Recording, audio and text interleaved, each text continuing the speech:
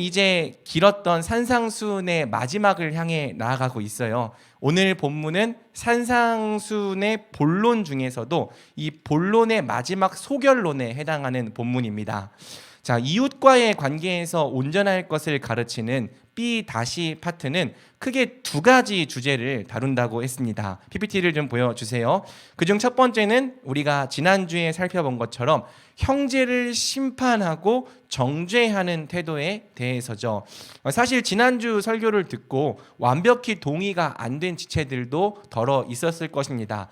잘못된 것을 잘못되었다고 말하는 것도 죄인가 이렇게 생각할 수도 있는 거죠. 물론 그렇게 할 수 있습니다. 잘못된 것을 잘못되었다 말하는 것도 우리가 해야 할 일 중 하나입니다. 침묵은 암묵적인 동의나 마찬가지죠. 만약 우리가 세상과 형제들의 죄를 보고도 그저 침묵으로 일관한다면 하나님은 우리에게 죄를 방관할 책임을 물으실 것입니다. 때로는 용기를 내서 목소리를 내야 할 때도 분명히 있는 거죠. 하지만 참된 성숙과 온전함에 이르기 위한 관점에서 볼 때 남을 습관적으로 정죄하고 심판하는 태도가 우리의 성숙에 도움이 되지 않는다고 그렇게 말씀을 전한 것입니다. 만약 우리의 관심이 먼저 우리 자신을 온전케 하는 데 있지 않고 남의 흠을 지적하는 데 가 있다면 우리는 예수님께서 경고하신 바 외식하는 자가 될 수밖에 없다는 거죠. 우리가 정말 하늘 아버지의 온전하심을 닮아가기 원한다면 우리는 먼저 우리의 삶 가운데 습관적이고 지속적이고 노골적으로 남을 심판하는 삶의 패턴을 잘라내야만 합니다. 그리고 한번 남의 허물을 지적하기 전에 최소 10번 정도는 내 안에 들보가 있지 않은지 끊임없이 살펴야 하는 거죠. 바로 이러한 태도가 우리를 내적으로도 성숙하게 하고 외적으로도 성숙하게 합니다. 그리고 우리가 내외적으로 즉 전인격적으로 성숙한 자가 될 때 비로소 남의 눈에 있는 티도 뺄 수 있는 자가 되는 거죠.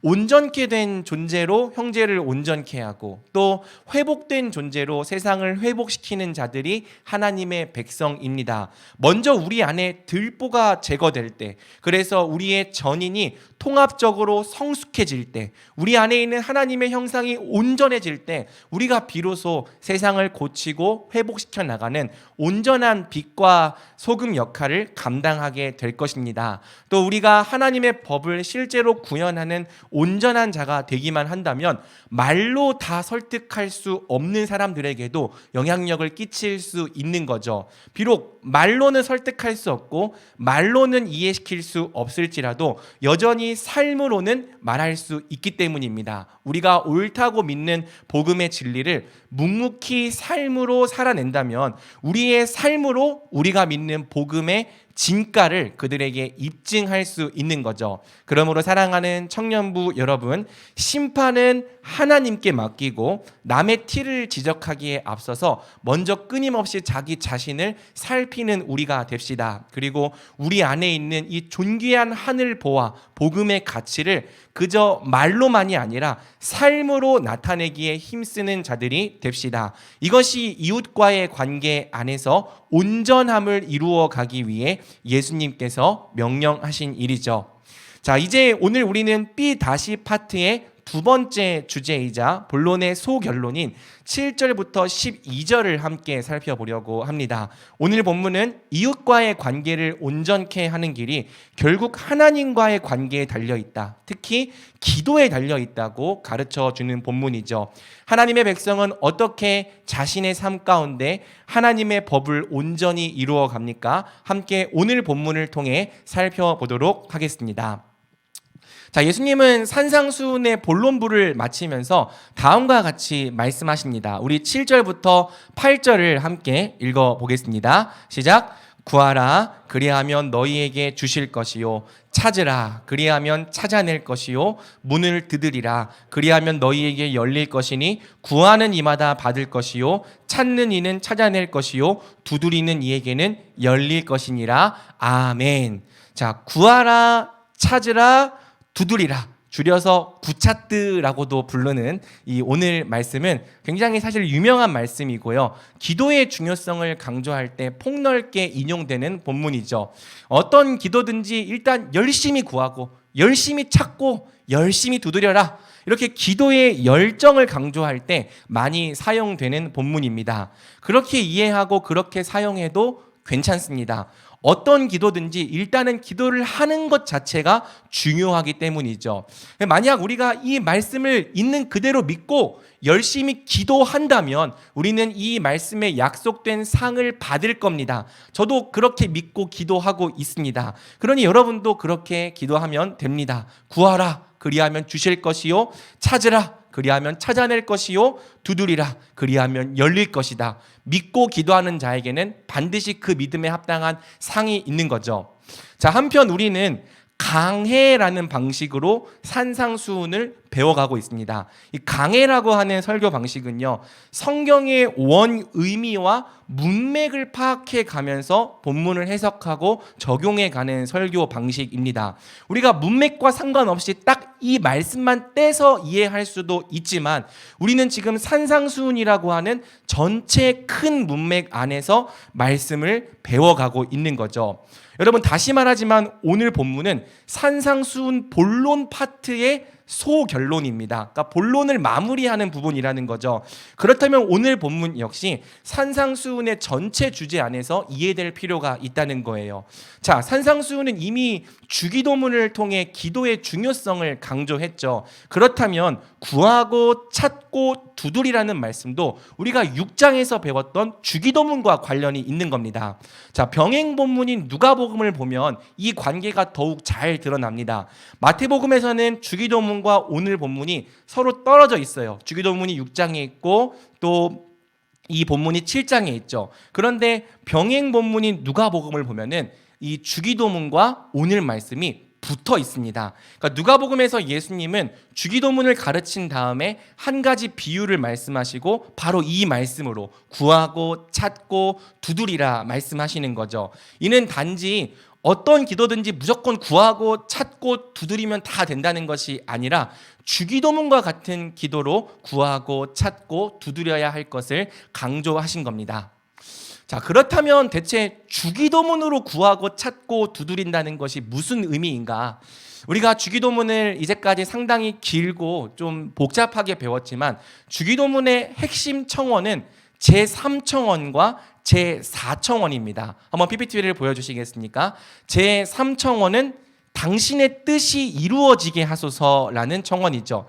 이는 특히 하나님의 뜻이 먼저 나에게 이루어지기를 구하는 기도라고 했습니다. 하나님의 뜻이 나에게 이루어져야지만 내가 속한 가정에도 이루어지고 내가 속한 교회에도 이루어지고 내가 속한 직장에도 이루어지고 내가 이 발을 디디고 있는 이 땅에도 이루어져 가는 거예요. 나를 통과하지 않고서는 하나님의 뜻이 온전히 이루어질 수 없다는 거죠.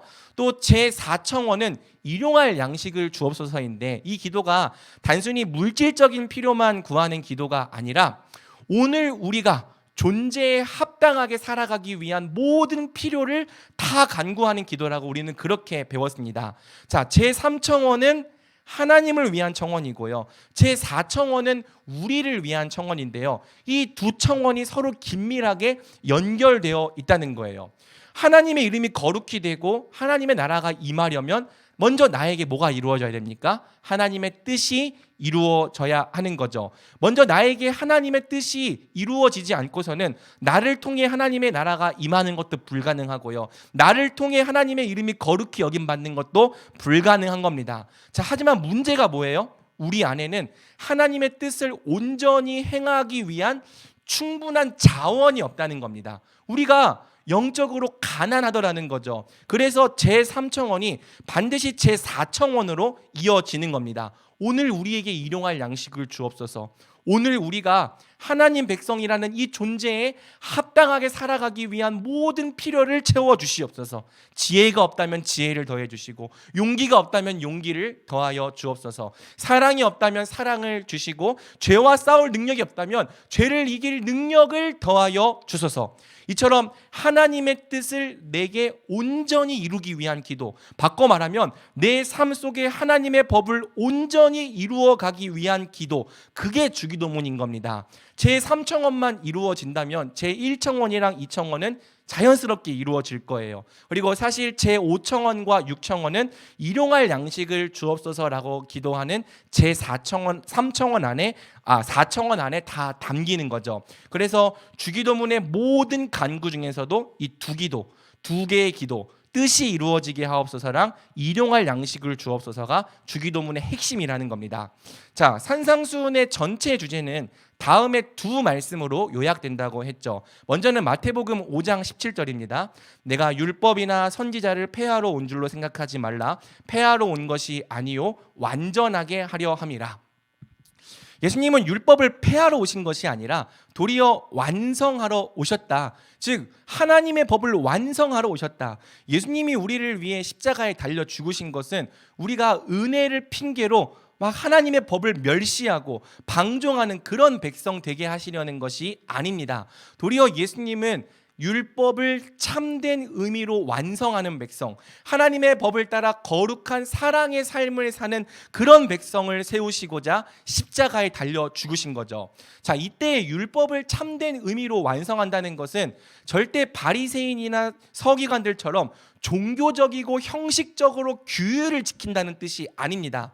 예수님은 산상수훈 전체에서 외식과 위선을 경계하시고 내면으로부터의 참된 온전함을 이루어 갈 것을 끊임없이 강조하셨죠. 특히 마태복음 5장 48절은 율법을 완성한다는 것이 단지 몇 가지 법조항을 지키는 게 아니라 하나님 아버지를 인격적으로 닮아가는 것이다 라고 이야기를 하고 있는 거예요. 그러므로 하늘에 계신 너희 아버지의 온전하심과 같이 너희도 온전하라. 이게 하늘의 법을 진짜 완성해 나간다는 의미인 거죠. 자, 그래서 여러분 산상수훈을 우리가 정말 진지하게 듣고 진지하게 받아들인다면 사람은 절대 지킬 수 없을 것 같은 이 높은 기준에 절망할 수밖에 없는 겁니다. 대체 사람이 이 같은 삶을 어떻게 살 수 있단 말인가? 이처럼 율법의 온전함을 이루라는 산상수훈의 요구는 이 요구를 진지하게 받아들이는 사람을 반드시 가난하고 애통하게 만드는 거죠. 여러분, 이 마틴 루터, 종교개혁을 일으켰던 루터가 이 산상수훈을 마치 바울이 말한 율법의 용법과 같다 말한 이유가 바로 이 때문입니다. 산상수훈은 지키라고 주신 말씀이 아니다라고 루터가 이야기한 거죠. 우리가 율법을 지킬 수 없는 죄인임을 깨닫게 하셔서 나의 행위를 의지하지 않고 예수님의 은혜를 의지하려고 주신 말씀이다. 루터가 이렇게 얘기를 했어요. 여러분, 이 말이 틀리지는 않습니다. 산상수훈 앞에서 우리가 철저히 죄인임을 시인할 수밖에 없는 거죠. 자, 하지만 산상수훈의 요구는 단지 너희가 죄인임을 깨달아라, 그 정도가 아닌 거예요. 산상수훈의 요구는 너희가 이 말씀을 실제로 지켜야 한다인 거죠. 자, 그래서 우리가 배운 것처럼 하나님의 백성은 죄인이 절대 지킬 수 없는 이 지극히 높은 법을 끌어안고 이 법을 지켜보고자 씨름하게 되는 겁니다. 그리고 이 씨름의 과정이 너무 고통스럽고 힘들기 때문에 나타나는 여러 가지 증상들을 예수님께서 복이다, 팔복이다, 이게 복 있는 사람들의 표지다라고 그렇게 말씀하신 거예요. 여러분, 누가 심령의 가난함을 느낍니까? 율법을 지켜보려는 자들이 심령의 가난함을 느끼는 겁니다. 누가 애통해 합니까? 순종하려고 애써 보는 사람이 순종할 수 없어서 애통함을 느끼는 겁니다. 누가 의에 줄이고 목말라 합니까? 나의 능력으로는 하나님의 법을 도저히 지킬 수 없구나라는 것에 좌절한 사람이 의에 줄이고 목말라 하는 거라고요. 하나님의 백성은요, 너무나도 높은 기준의 명령이지만 단지 그 말씀을 지킬 수 없는 명령이라고 치부하며 쉽게 포기하지 않는다는 거죠. 왜?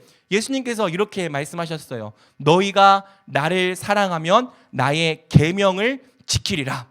비록 절대 지킬 수 없는 너무나도 높은 기준의 명령일지라도 내가 사랑하는 예수님의 명령이기 때문에 지켜보려고 씨름하는 자, 살아보려고 몸부림치는 자, 그들이 바로 하나님의 백성이라는 거죠. 그리고 바로 이 과정이 있기 때문에 하나님의 백성은 팔복의 증언처럼 점점 마음의 깨끗함에 이르는 거고요. 온유한 자가 되어가는 거고요. 남을 긍휼히 여기게 되는 거고요. 세상을 화평케 하는 빛과 소금으로 자라가는 겁니다. 이게 예수님께서 산상수훈에서 기본적으로 전하고 계시는 전제와 아이디어인 거죠. PPT랑 카메라 좀 신경 좀 잘 써주시기 바랍니다. 자, 사랑하는 여러분, 예수님은 우리가 단지 하나님의 법 앞에서 절망하는 것만으로는 충분하지 않다고 말씀하십니다. 지킬 수 없음을 깨닫는 것도 충분하지 않다고 말씀하시는 거예요. 여러분, 우리는요 하나님의 법을 지켜야 합니다. 비록 다 지킬 수는 없을지라도, 또 평생 온전함에 다다를 수는 없을지라도 우리가 말씀을 지켜보려고 실제로 뛰어들어야지 그저 절망하고 낙심하는 데서 머물면 안 된다는 거예요. 그런데 여러분, 문제가 뭔지 아십니까? 이 절망에는 함정이 있어요. 여러분, 절망은 실제로 아무것도 하지 않은 겁니다. 그렇죠. 그런데 이 절망은요, 마치 우리가 뭘 한 것만 같은 착각에 우리를 빠뜨려요. 여러분, 말씀을 들었습니다. 말씀을 들을 때 마음의 찔림을 받아서 절망했어요. 낙심했습니다. 그러면 우리가 어떻게 생각합니까? 아, 마음의 찔림을 받았으니 내가 은혜를 받았다. 말씀 앞에 뭔가 반응했다라고 생각을 하는 거죠. 하지만 여러분, 말씀을 듣고 절망하기만 한 것은 실제로 아무것도 하지 않은 것이나 다름이 없습니다. 성경을 보면 헤롯이 딱 그랬죠. 마가복음 6장 20절을 보면 말합니다. 헤롯이 요한을 의롭고 거룩한 사람으로 알고 두려워하여 보호하며 또 그의 말을 들을 때에 크게 번민을 하면서도 달갑게 들음이러라. 여러분, 세례 요한의 말을 누구보다 아프게 들었던 사람이 바로 헤롯입니다. 헤롯은 요한의 말씀을 들을 때마다 크게 번민하며 찔려 했어요. 그런데 문제가 뭡니까? 그게 전부였어요. 마음에 찔려만 할 뿐, 듣고 절망하기만 할 뿐, 삶에서 바꾸려고 한 부분이 하나도 없었습니다. 돌이켜 회개하려 했던 부분도 없고요, 순종하려 했던 부분도 없습니다. 그저 절망하기만 할 뿐 여전히 똑같은 삶을 살았습니다. 그러면서도 또 말씀을 들을 때는 크게 번민하고 절망하기만 했던 거죠. 그래서 여러분, 성경 어디에도 헤롯이 예수님의 제자였다, 헤롯이 구원받았다, 그렇게 말하는 부분이 없어요. 왜? 절망은 믿음이 아니기 때문이에요.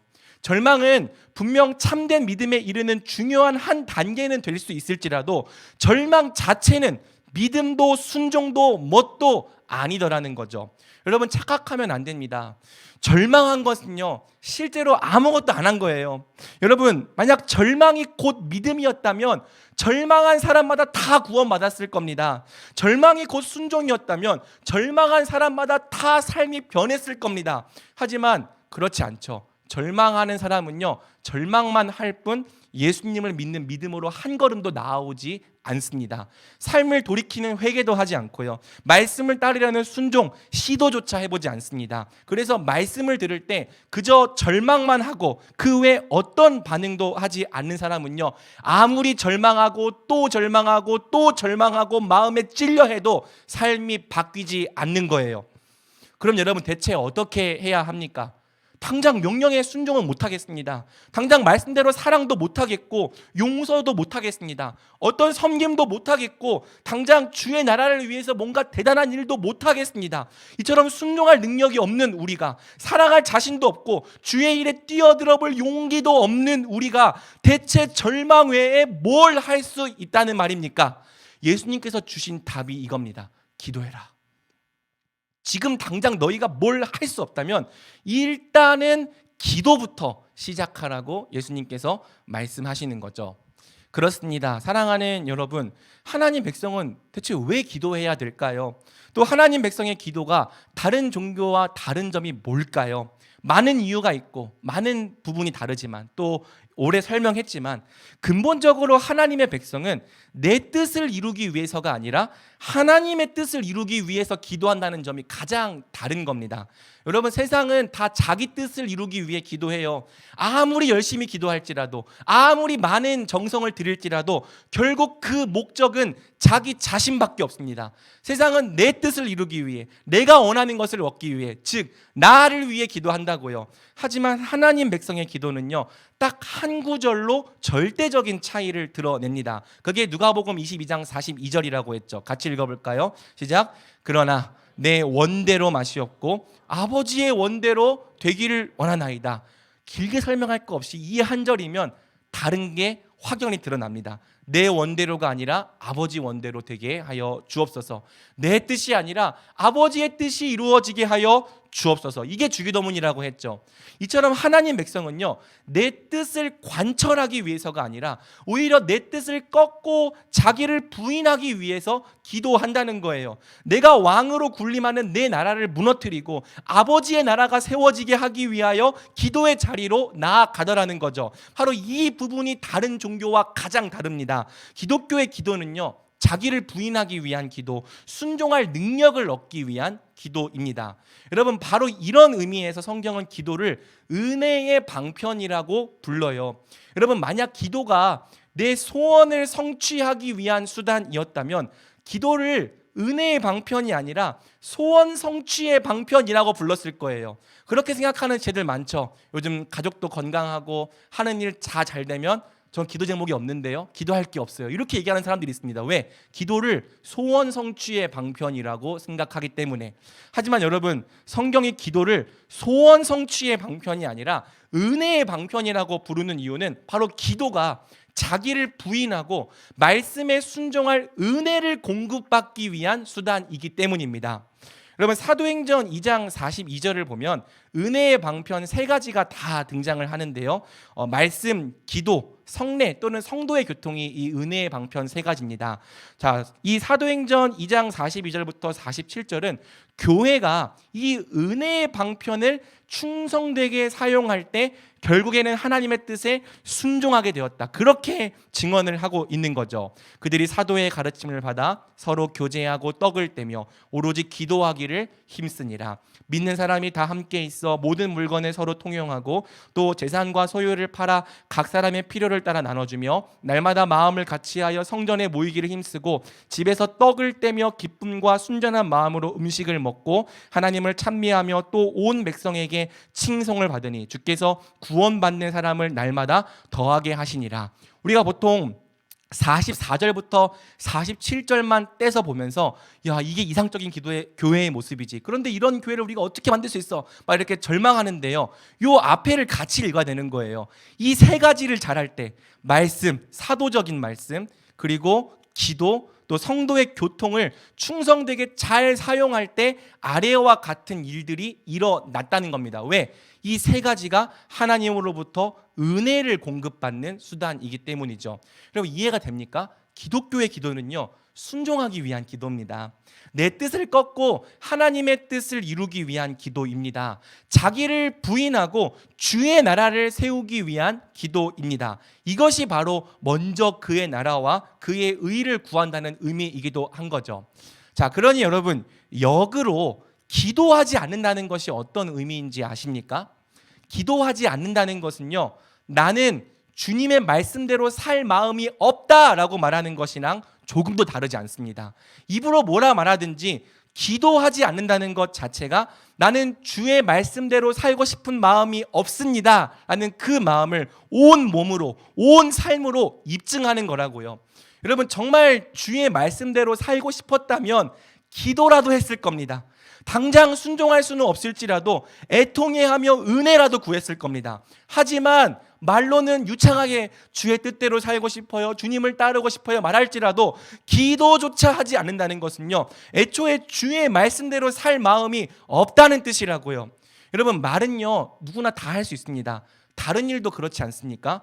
저도 다이어트 할 마음이 있습니다. 저는 지키고 있어요. 요즘 한 4kg 정도 빠졌습니다. 열심히 하고 있습니다.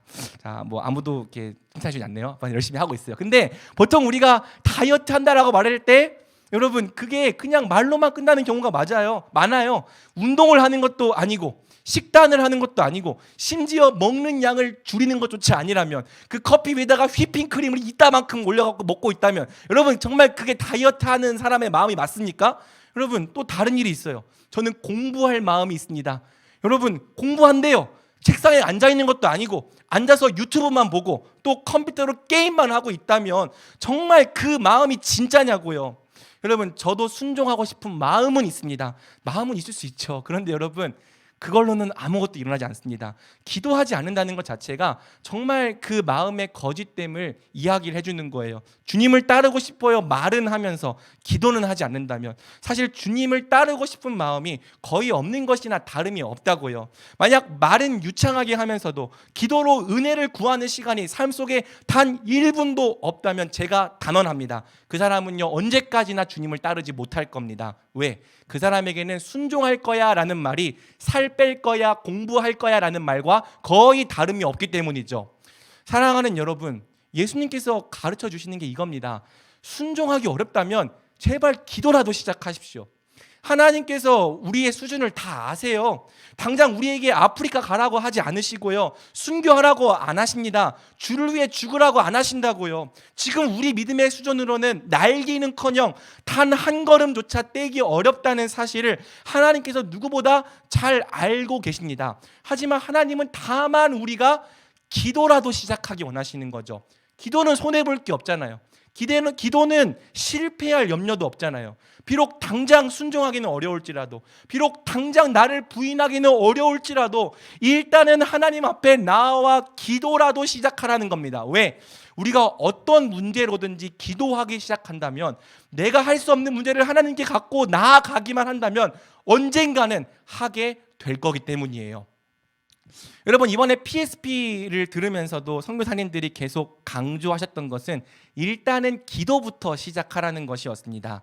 PSP는 이 강의 시간 매 앞부분마다 세계를 품는 기도를 합니다. 인도자가 나와서 어떤 나라에 대해 소개를 하고 그 나라를 위해 그 기도 제목을 읽으면서 기도를 해요. 그런데 여러분, 처음 해보면은 와닿는 게 진짜 하나도 없습니다. 당장 내 문제로도 기도하지 않는데 막 세계를 품고 기도하라니, 그것도 알지도 못하는 나라, 처음 들어보는 민족을 위해서 기도하라니, 그냥 기도 제목을 눈을 따라 읽을 뿐이지 정말 진심을 다해 기도한다는 느낌이 안 생긴다고요. 하지만 선교 헌신자들이 의외로 이런 기도를 하면서 나타나기 시작합니다.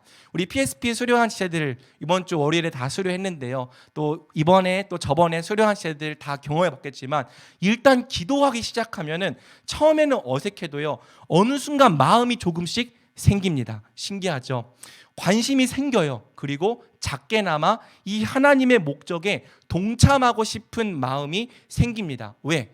일단 기도하면 하나님께서 마음을 주시기 때문이에요. 나 같은 평범한 사람이 절대 품을 수 없을 것 같은 이 세계 선교와 같은 거대한 과업도 일단 기도한다면, 기도하기 시작한다면 언젠가는 품게 되더라는 겁니다. 같은 이유로 지금 라오스 팀도 매일 저녁 10시마다 오늘의 기도를 하고 있어요. 10시 알람 땡 하면 이제 5분 기도하는 기도를 하고 있는데 어떻습니까? 그냥 기도 제목 읽기만 할 때가 많죠? 다 알고 있습니다. 괜찮아요. 읽기라도 하십시오. 다만 그렇게 잠깐이라도 기도해 보는 겁니다. 그 기도가 여러분의 마음을 변화시킬 거예요. 그 기도가 여러분으로 하여금 조금이라도 라오스를 품게 할 겁니다. 마찬가지예요, 여러분. 순종할 수 없다면 일단 기도부터라도 시작해야 합니다. 주의 뜻을 따르기 어렵다면 일단 그 문제로 기도라도 해야 합니다. 저도 그렇게 하고 있습니다. 도저히 순종하기 어려운 일이 제게도 있다고요.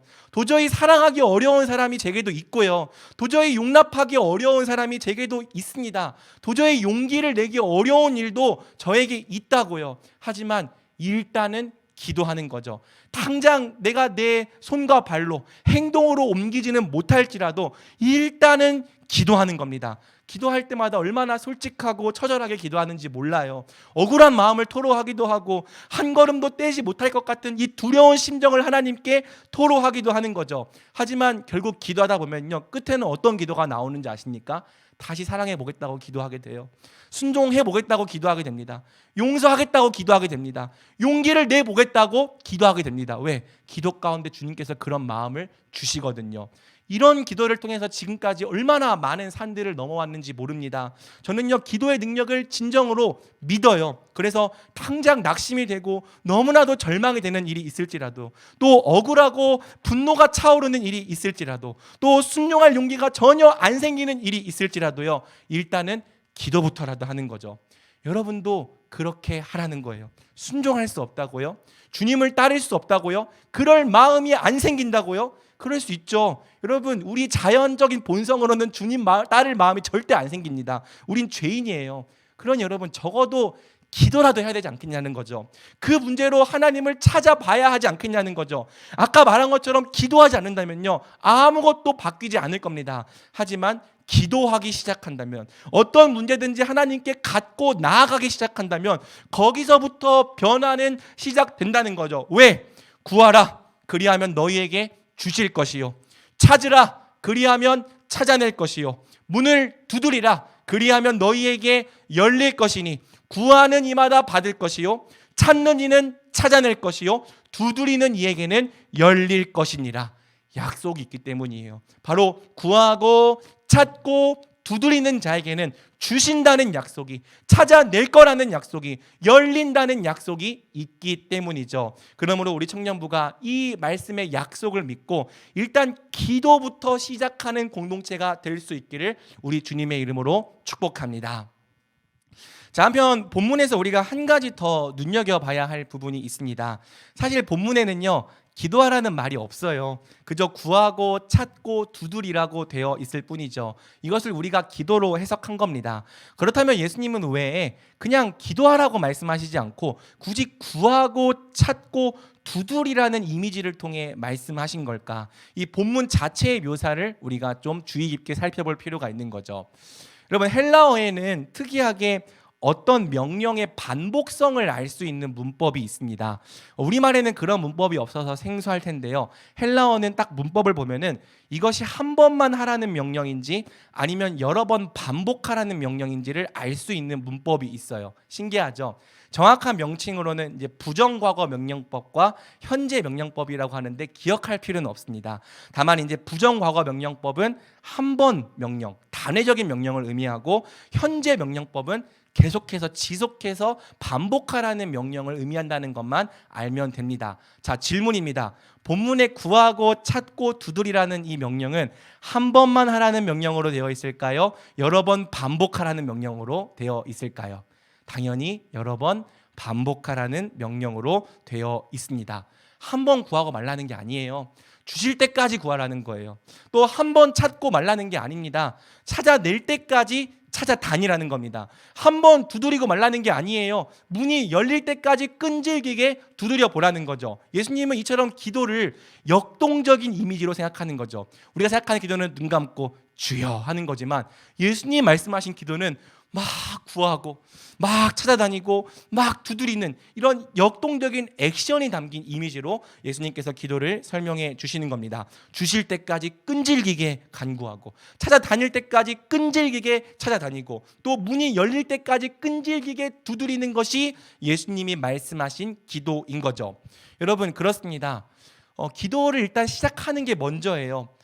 하지만 또 어떤 기도 제목에 한해서는 정말 우리가 오랫동안 끈질기게 기도해야 할 필요도 있는 거죠. 주실 때까지 구하고, 찾을 때까지 찾아다니고, 또 열릴 때까지 두드려야 하는 경우가 있습니다. 그것이 한 달이 될지 1년이 될지 때로는 수십 년이 될지 우리가 알지 못해요. 하지만 분명한 약속은 구하는 자가 받을 거고, 찾는 자가 찾아낼 거고, 두드리는 자에게는 열릴 거라는 거죠.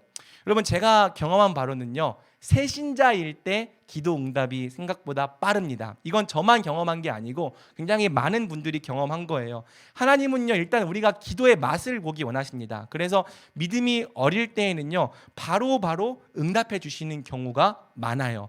하지만 어느 순간부터는 오래 기도해야 될 제목들이 생겨납니다. 특히 그 기도 제목이 어떤 상황이 바뀌는 게 아니라 산상수훈의 말씀처럼 내가 바뀌어야 하는 기도라면요, 더더욱 그래요.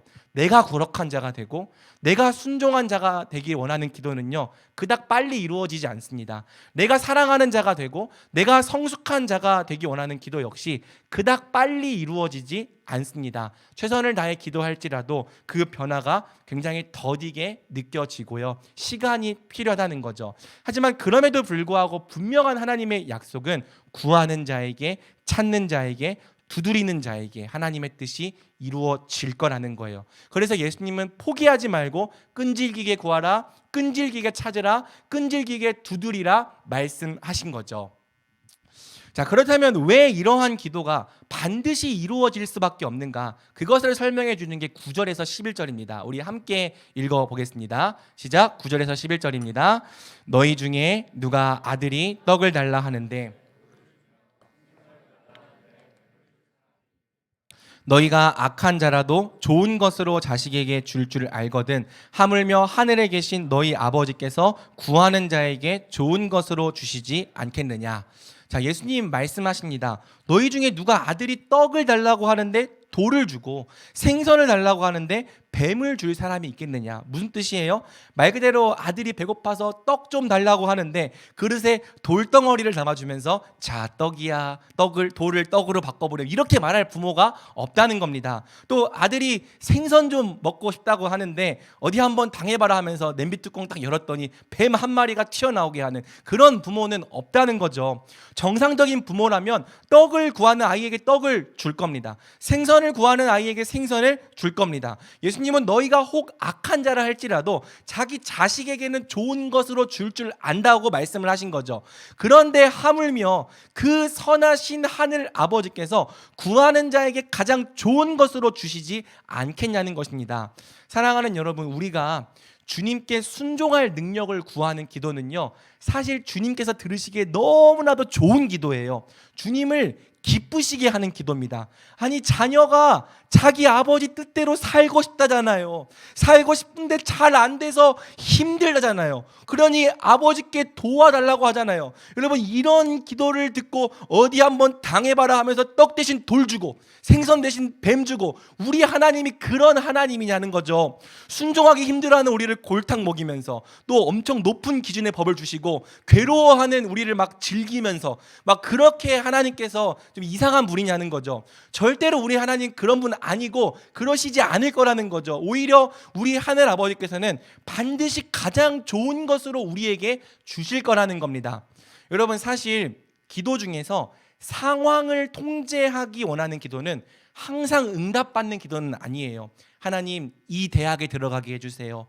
하나님, 이 기업에 취업하게 해주세요. 하나님, 이 자매와 결혼하게 해주세요.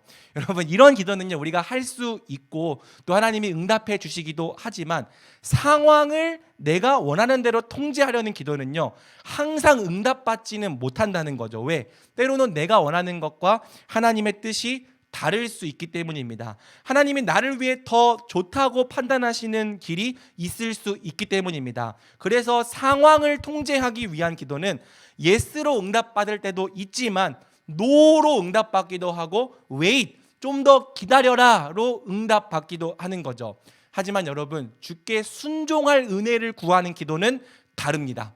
이런 기도는요, 주께서 응답하지 않으실 이유가 전혀 없는 기도예요. 예수님 말씀처럼 떡을 달라 했는데 굳이 돌을 주고 생선 달라고 했는데 굳이 뱀을 줄 이유가 전혀 없는 기도라는 거죠. 아버지의 뜻이 내게 이루어지게 하소서, 내가 아버지의 뜻을 행할 수 있게 하소서, 이런 기도는 우리 하나님께서 너무나도 듣고 싶어 하는 기도라는 겁니다. 그래서 시간이 혹 좀 걸릴지 몰라도 무조건 응답받는 기도고 항상 응답받는 기도라는 거죠. 아버지께 정말 좋은 것을 달라고 기도했는데 응답해 주시지 않을 이유가 전혀 없다는 겁니다.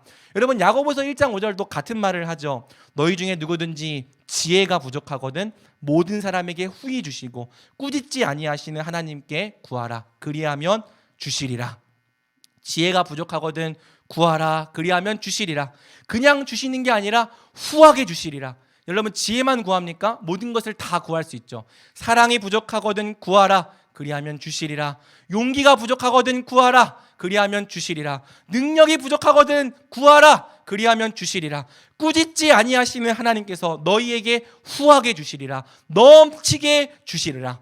어떤 자원이든지 그것이 하나님의 나라와 하나님의 의를 위한 것이라면, 더욱 우리가 순종하기 위한 것이라면 우리 하나님은 무조건 주신다는 겁니다. 그냥 주시는 정도가 아니라 넘치도록 후하게 주신다는 거죠.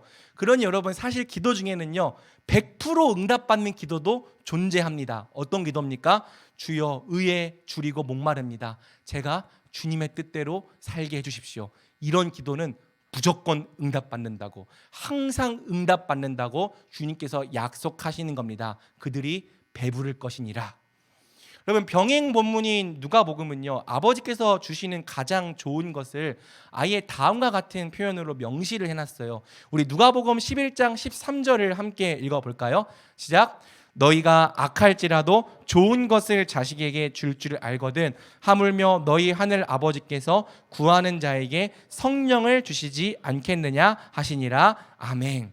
자, 누가복음은 아버지께서 주시는 가장 좋은 것을 뭐라고 말합니까? 성령이라고 말합니다. 왜? 성령이 바로 아버지의 뜻을 우리 가운데 이루시는 영이기 때문이에요. 성령이 바로 예수님의 통치를 우리 안에서 온전히 이루시는 영이기 때문이죠. 너희가 나의 뜻에 순종하기 원한다면, 먼저 내 나라와 내 의를 구하기 원한다면 내가 너희에게 가장 좋은 것 성령을 주겠다고 주께서 약속하시는 거죠. 다름 아닌 내 영을 통해 너희가 내 뜻을 행하게 하겠다 주님께서 말씀하시는 겁니다. 여러분, 이것은 구약시대 때부터 예언되었던 성경의 약속인 거예요. 에스겔 36장 26절에서 27절을 보면 이렇게 말하는 거죠. 또 새 영을 너희 속에 두고 새 마음을 너희에게 주되 너희 육신에서 굳은 마음을 제거하고 부드러운 마음을 줄 것이며 또 내 영을 너희 속에 두어 너희로 내 율례를 행하게 하리니 너희가 내 규례를 지켜 행할지라. 새 영이 너희에게 주어지면, 새 마음이 너희에게 주어지면, 내 영이 너희 가운데 있게 되면 너희가 내 율례를 지켜 행하게 될 거다 약속하셨다고요. 이게 가장 좋은 것이라고요. 그래서 여러분, 구하고 찾고 두드리라는 기도는요 바꿔 말하면 성령을 구하는 기도, 성령의 충만함을 구하는 기도라고도 할 수 있는 겁니다. 구하고 찾고 두드리라가 그냥 아무 기도나 막 열심히 하기만 하면, 막 자기를 때리면서 40일 금식하면 다 들어주신다, 그런 뜻이 아니고요. 예수님은 산상수훈의 본론을 마무리하면서 우리가 하나님의 법을 진짜 온전히 지키는 자가 되기 위해서는 오직 구하고 찾고 두드려야 할 것을, 특히 가장 좋은 것 성령을 구하고 성령을 찾아야 할 것을 주께서 말씀하신 거죠. 그리하면 하나님의 통치를 이루시는 성령께서 친히 우리 안에 임재하셔서 이 하나님의 모든 법을 우리 가운데 이루어지게 하시리라 약속하신 겁니다. 이웃과의 관계에서 하나님의 법을 완성하는 유일한 비결은요 기도에 달렸다, 하나님과의 관계에 달렸다. 우리 예수님께서 그렇게 말씀하신 거죠. 그러므로 사랑하는 여러분, 구합시다. 우리가 할 수 없는 일을 하나님은 하실 수 있어요. 우리가 스스로 할 수 없는 일들을 하나님은 하게 하실 수 있습니다. 그러니 우리가 포기하지 않고 나의 연약함을 보며 절망하는 데서 머물러 있지 않고 구하고 찾고 두드린다면, 의에 줄이고 목마릅니다, 나를 주님의 의로 채워주시옵소서 기도한다면, 가장 좋은 것 성령을 간구한다면 마침내 하나님의 뜻이 하늘에서 이루어진 것 같이 우리에게도 이루어질 것입니다. 그러므로 우리 청년부가 다름 아닌 기도를 통해, 구하고 찾고 두드리는 것을 통해 율법의 온전함을 이루어 나가는 거룩한 백성 되기를 우리 주님의 이름으로 축복합니다. 말씀을 맺겠습니다. 산상수훈의 본론은 다음과 같은 말씀으로 끝이 납니다. 우리 12절을 함께 읽어볼까요? 시작. 그러므로 무엇이든지 남에게 대접을 받고자 하는 대로 너희도 남을 대접하라. 이것이 율법이요 선지자니라. 아멘. 자, 황금률이라고도 불리는 이 말씀은 7절부터 11절의 결론이라기보다는 본론 전체의 소결론이라고 할 수 있습니다. 물론 12절을 7절부터 11절의 결론으로 해석하는 분들도 더러 계세요. 이 12절의 남을 하나님으로 이해하는 거예요. 그리고 하나님을 대접하는 행위를 기도라고 해석하는 거죠. 그래서 하나님께 대접받고 싶다면 너도 하나님을 대접해라. 먼저 기도로 하나님이 기뻐하시는 일을 해라. 이렇게 해석하시는 분들도 계십니다. 이러한 해석에 저도 어느 정도 동의는 합니다. 12절에 남이 꼭 사람이 아니라 하나님도 될 수 있기 때문이죠. 하지만 저는 12절을 7절부터 11절의 결론이라기보다는 본론 전체의 결론으로 이해하는 것이 좋다고 생각합니다. 왜냐하면요, 7장 12절이 5장 17절과 짝을 이루기 때문이에요. 한번 같이 보여주시겠습니까? 자, 5장 17절 이렇게 말하죠. 내가 율법이나 선지자를 폐하러 온 줄로 생각하지 말라. 폐하러 온 것이 아니요 완전하게 하려 함이라. 7장 12절 이렇게 말합니다. 그러므로 무엇이든지 남에게 대접을 받고자 하는 대로 너희도 남을 대접하라. 이것이 율법이요 선지자니라. 자, 어떤 단어가 중복됩니까? 율법과 선지자, 율법과 선지자. 율법과 선지자라는 것은요, 유대인들 구약 성경 전체를 의미하는 관용어입니다. 예수님은 성경을 완성하러 오신 분이다라고 말한 게 5장 17절이죠. 그리고 성경을 완성한다는 의미를 지금까지 산상수훈을 통해 자세히 설명해 주신 거예요. 자, 그런데 여러분, 산상수훈을 듣는 사람들이 예수님의 말씀이 너무 어렵다고 느꼈을 겁니다. 어땠습니까, 여러분? 제 설교를 들으면서 너무 어렵다라고 느끼지 않았습니까? 누가 이 말씀을 다 기억할 수 있을까? 또 누가 이 말씀대로 행할 수 있을까? 어렵다고 느꼈을 거라는 거예요. 하지만 예수님은 앞의 말씀을 다 외우지 못할지라도 한 번에 이해할 수 있는 치트키, 율법을 완성하는 원리를 마지막에 가르쳐 주시는 거죠. 여러분, 수학 문제를 공식을 외워서 푸는 사람은 하수, 이해해서 푸는 사람은 고수잖아요. 하나님 말씀도 똑같습니다. 산상수훈을 외워서 지키는 사람은, 그래도 지키는 사람이니까 중수는 해줍시다. 자, 중수, 안 지키는 사람을 하수로 하고, 자, 그런데 원리를 이해해서 지키는 사람은 고수인 거죠. 그러면 우리가 도대체 산상수훈을 외우지 않고도 율법의 온전함을 향해 자라갈 수 있는 치트키가 뭔가, 그게 예수님은 우리 안에 이미 있다고 말씀하시는 거죠. 그러므로 무엇이든지 남에게 대접을 받고자 하는 대로 너희도 남을 대접하라. 이것이 율법이요 선지자니라. 네가 남에게 대접을 받고 싶은 그대로 너도 남을 대접해. 그것이 곧 율법과 선지자, 성경 전체를 완성하는 길이야. 이 말씀은요, 내 이웃을 내 자신과 같이 사랑하라는 말씀과 똑같은 말씀입니다. 근데 내 이웃을 내 자신과 같이 사랑하라고 하면은 어떻게 사랑해야 될지 잘 모르겠는데, 그 말씀을 이렇게 표현하면 좀 이해가 가죠. 내가 사랑받고 싶은 대로, 내가 대접받고 싶은 그대로 먼저 남에게 행한다. 이게 이웃 사랑을 완성하는 길이다라고 예수님께서 말씀하신 겁니다. 여러분, 지금까지 배웠던 말씀 다 까먹어도 괜찮습니다. 진짜로 까먹지는 마시길 바라는데, 그렇게 까먹어도 괜찮아요. 5장에서 배운 막 6개의 온전함, 이제 기억도 안 나죠, 그렇죠? 막 관계의 온전함, 거룩의 온전함 다 기억 안 나요. 까먹어도 괜찮습니다. 6장에서 배운 기도 까먹어도 괜찮습니다. 7장에서 배운 심판과 정죄에 대한 말씀 까먹어도 괜찮습니다. 어차피 다 기억 못해요. 강론은 시간이 지나면 잊혀지는 거죠. 하지만 예수님은요, 산상수훈의 본론을 마치면서 딱 하나, 원리만 기억하라고 말씀하시는 겁니다. 그 대상이 하나님이든 사람이든 남에게 대접을 받고자 하는 대로 남을 대접하라. 딱 이 원리 하나만 잘 기억하면 우리가 하나님의 법을 완성하는 자가 될 거라는 거죠. 내가 하나님이라면 어떤 예배를 좋아할까? 내가 하나님이라면 어떤 구제를 기뻐할까? 내가 하나님이라면 어떤 기도를 기뻐할까? 그것만 생각하면요, 사실 마태복음 6장 몰라도 됩니다. 다 알 수 있어요, 우리가. 또 내가 저 사람이라면 어떤 대접을 받기 원할까? 이거 하나 알면요, 마태복음 5장에 있는 내용도 7장에 있는 내용도 우리가 다 사실은 아는 내용이 될 수밖에 없는 거죠. 이 한 가지 고문 속에 5장부터 7장의 모든 원리가 다 들었다는 겁니다. 사랑하는 여러분, 하늘의 법은요, 결코 어렵거나 복잡하지 않아요. 그저 내가 대접받기 원하는 대로 남을 먼저 대접하는 것이 성경입니다. 문제는 뭡니까? 그것을 할 능력이 없다는 게 문제예요. 그래서 예수님 말씀하시는 게 무엇입니까? 순종할 능력을 구하고 찾고 두드리라. 이게 산상수훈인 겁니다. 오직 하나님께 구하고 찾고 두드려라. 그렇게 한다면 너희가 예수님의 말씀처럼 율법의 온전함을 이루어 나가는 자들이 될 것이다.